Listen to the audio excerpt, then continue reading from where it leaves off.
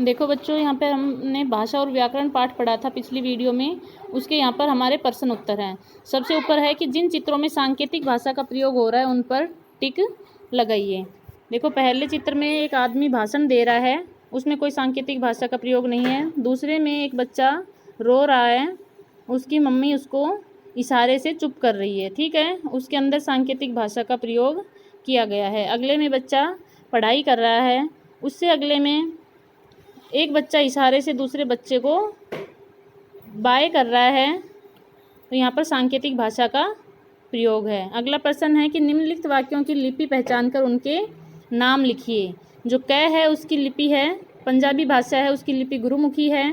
ख, उसमें हिंदी भाषा लिखी हुई है, हिंदी भाषा की लिपि देवनागरी है। ग नंबर पे उर्दू भाषा लिखी गई है जिसकी लिपि फारसी है।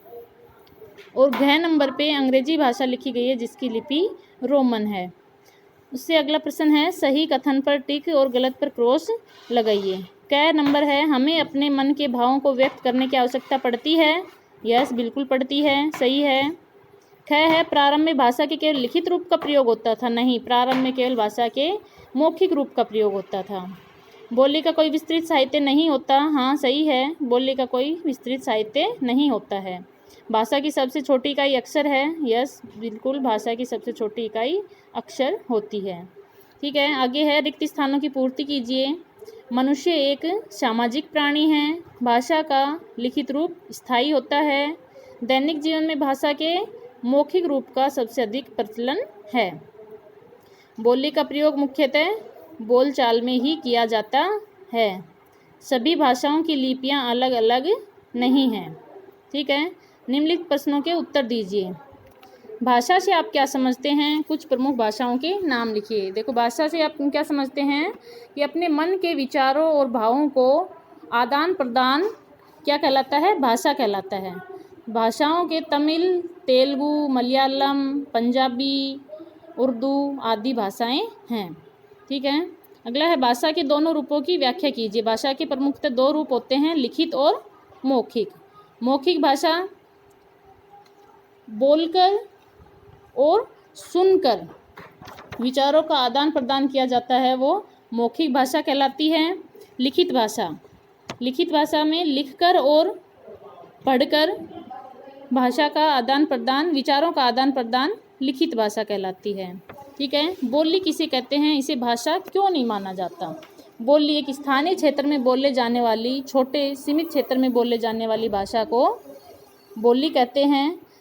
बोली को भाषा इसलिए नहीं माना जाता क्योंकि इसका कोई विस्तृत साहित्य नहीं होता है, ये बहुत ही छोटे क्षेत्र में प्रचलित होती है, इसलिए इसको भाषा नहीं माना जाता। लिपि को उदाहरण सहित समझाइए। लिपि किसे कहते हैं? किसी भी भाषा को लिखने के लिए निश्चित किए गए चिन्हों की व्यवस्था को हम लिपि कहते हैं। ठीक है, उदाहरण इसके हैं जैसे हिंदी की देवनागरी जिसको क ख ग लिखा जाता है, अंग्रेजी भाषा की लिपि रोमन ABC, पंजाबी की गुरुमुखी। ठीक है, ये हैं लिपि के उदाहरण। उसके बाद है व्याकरण क्या है, इसके प्रमुख विभागों की चर्चा कीजिए। व्याकरण वह शास्त्र है जिसके द्वारा किसी भाषा को शुद्ध रूप से बोलने, लिखने व पढ़ने का ज्ञान होता है। व्याकरण के 3 अंग होते हैं, वर्ण, शब्द और वाक्य। वर्ण क्या होता है? भाषा की सबसे छोटी इकाई वर्ण होती है जिनके टुकड़े नहीं किए जा सकते। ठीक है, शब्द वर्णों के संयोग से शब्द बनता है। उसके बाद होता है वाक्य, शब्दों के सार्थक समूह को वाक्य कहा जाता है। आशा करती हूँ बच्चों आपको समझ में आ गया होगा।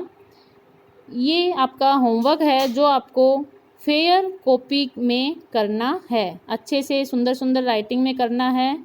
आपका ये होमवर्क चेक भी किया जाएगा, आपको ये होमवर्क ज़रूर करना है।